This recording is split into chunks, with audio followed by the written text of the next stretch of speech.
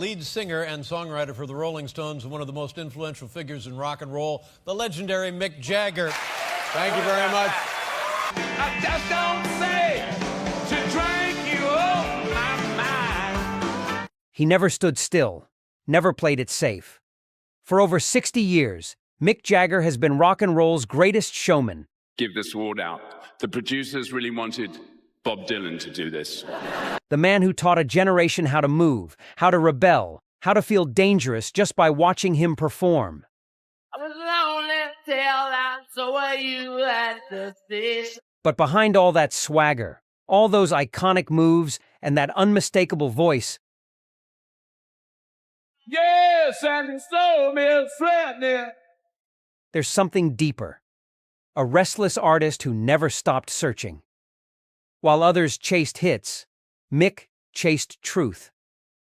While they wanted to be liked, he wanted to matter. The Rolling Stones recorded hundreds of tracks across 6 decades, stadium anthems that shook the world, blues covers that started it all, dance floor fillers that never got old. But ask Mick which ones stayed with him, and you get a different list entirely. These 5 songs aren't about chart positions or crowd reactions. They're about the moments when everything clicked, when the music said exactly what he needed it to say, when the band became something more than just 4 guys making noise. Some reveal his darkness, others show his light. All of them capture the restless spirit that made him impossible to ignore, the voice that moved mountains and the mind that never stopped moving. These are Mick Jagger's 5 favorites, the songs that made him who he is. 5. Gimme Shelter. Hey, and a fire is sweet, man. My very streets today. Some songs warn you. This one already knew what was coming.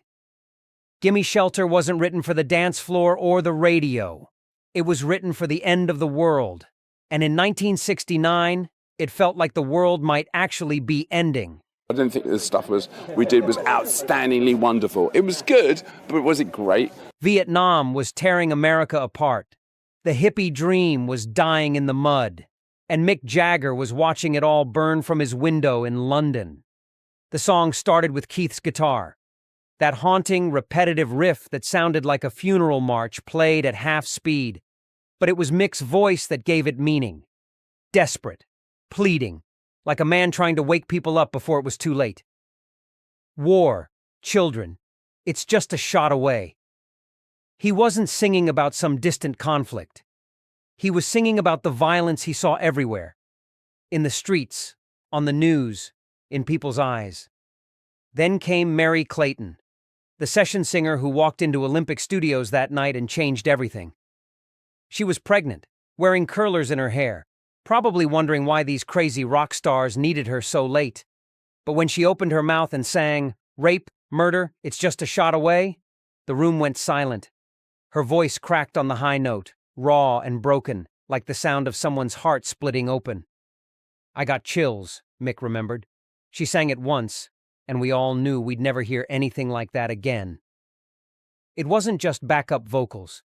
It was a conversation between 2 souls who understood that sometimes the world needs to hear the truth, even when the truth is terrifying. Especially when the truth is terrifying. The song became more than music. It became a prophecy. The soundtrack to every war, every protest, every moment when people realized that safety was just an illusion. And for Mick, it marked the moment when the Rolling Stones stopped being just another rock band. They became witnesses, reporters of the darkness that everyone else was afraid to see. 4. Wild Horses. Wild, wild horses. Not every confession needs to scream. Sometimes it whispers. Wild Horses came from a place Mick rarely let people see. The quiet corner of his mind where he kept his doubts, his fears, his tender moments. One's life to be interested in that. I mean, after you read certain poetry, then you get interested in it. It was 1970, and the Rolling Stones were supposed to be the bad boys who didn't care about anything. But this song proved that even rebels have hearts. Even wild men can be gentle. The inspiration was personal. His relationship was falling apart. His newborn daughter was growing up without him on the road. The life he'd chosen was pulling him away from the life he wanted. "Wild horses couldn't drag me away," he sang, but they both knew that wasn't true. The horses were already running, and he was holding the reins. Graham Parsons was hanging around the band then, teaching them about country music and broken hearts. He showed them that you could be tough and vulnerable at the same time. That the best songs came from the places that hurt the most.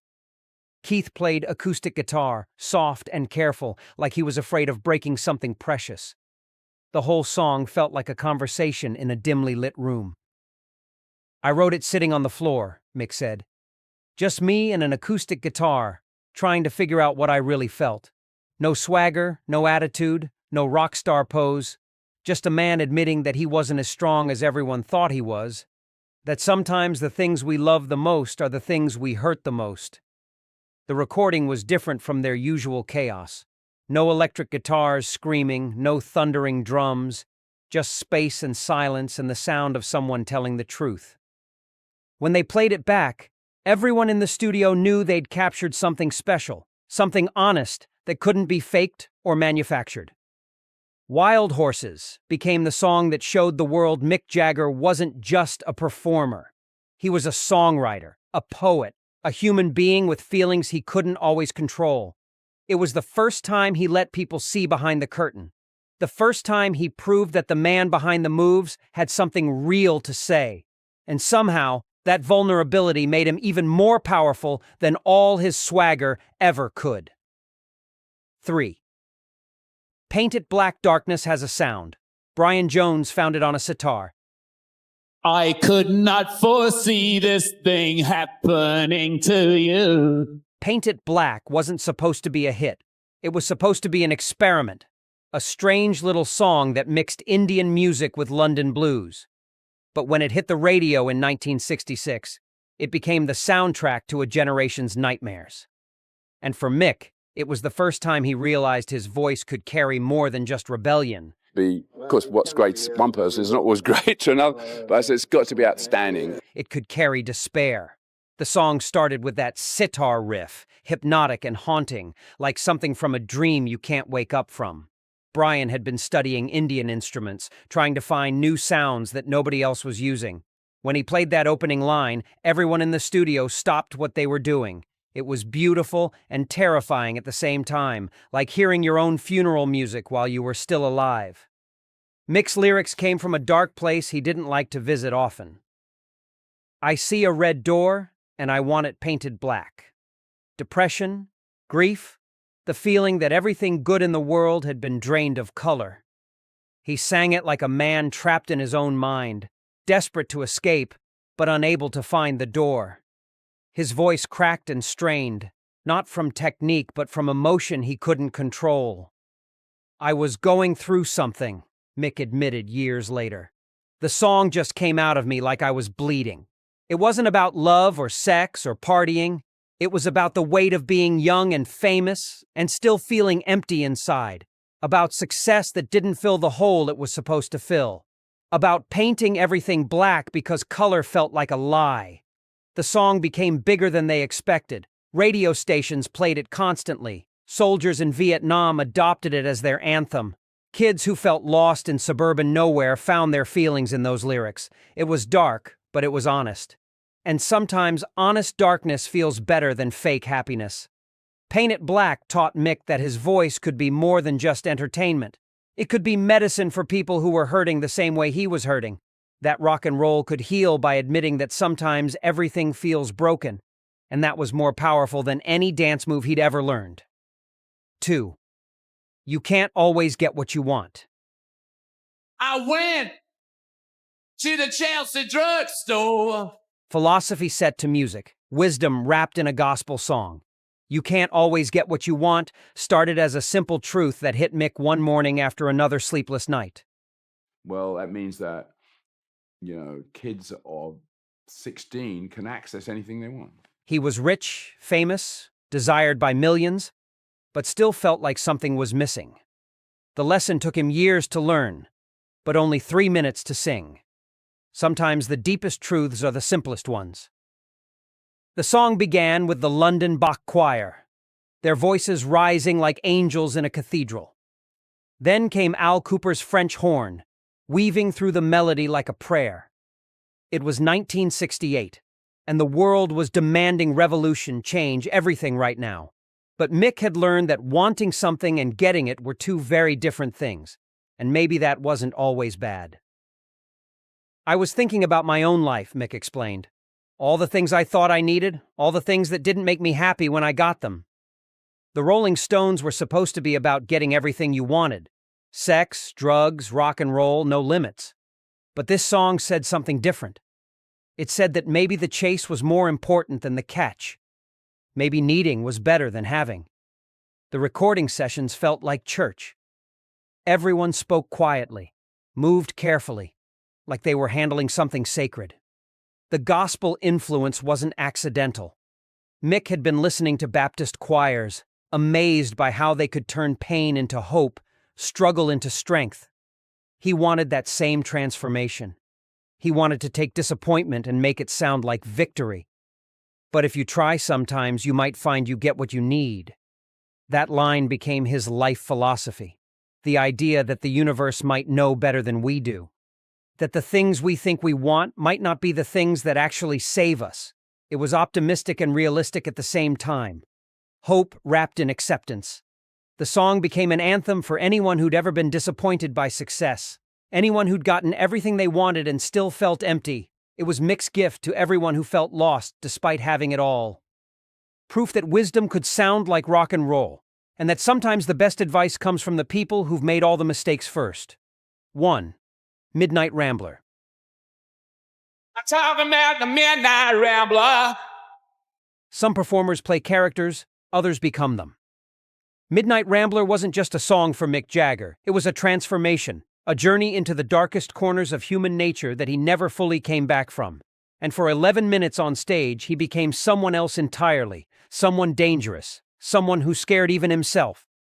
I mean, I just like doing it. I mean, the simple answer to that is and that's what I do, so if I don't do that, and I don't. The song was inspired by the Boston Strangler, a real killer who terrorized women in the 1960s. But Mick wasn't interested in telling a news story. He was interested in exploring the monster that lives inside everyone. The part of ourselves we try to hide from the world, the shadow that follows us when we think nobody's watching. In the studio, Midnight Rambler was just another track. Dark, bluesy, with Keith's guitar slithering like a snake through the verses. But on stage, it became theater. Mick would crouch, crawl, stalk across the platform like a predator hunting prey. He'd loosen his belt, crack it like a whip, make the audience wonder if they were watching a concert or witnessing something they shouldn't see. I felt possessed, Mick said about those performances, like something else was controlling me. The audience felt it too. Women in the front row would step backward. Men would shift uncomfortably. The song lasted 11 minutes because Mick couldn't let go of the character. He didn't want to come back to being just a rock star. He wanted to stay in that dangerous place a little longer.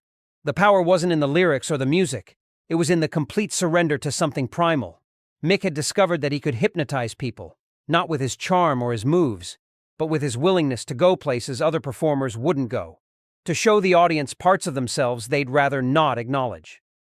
Midnight Rambler became the song that defined what made the Rolling Stones different from everyone else.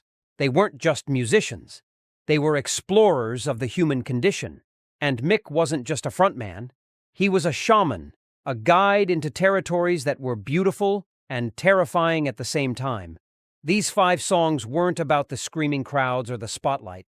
They were about the moments when the music said what Mick couldn't say any other way. The restless spirit who found truth in darkness and wisdom in rebellion. Sometimes the wildest voices carry the deepest truths. If you want more stories from rock's greatest rebels, more secrets from the stage, hit that subscribe button, because the best music comes from the places most people are afraid to go. And we're just getting started exploring them.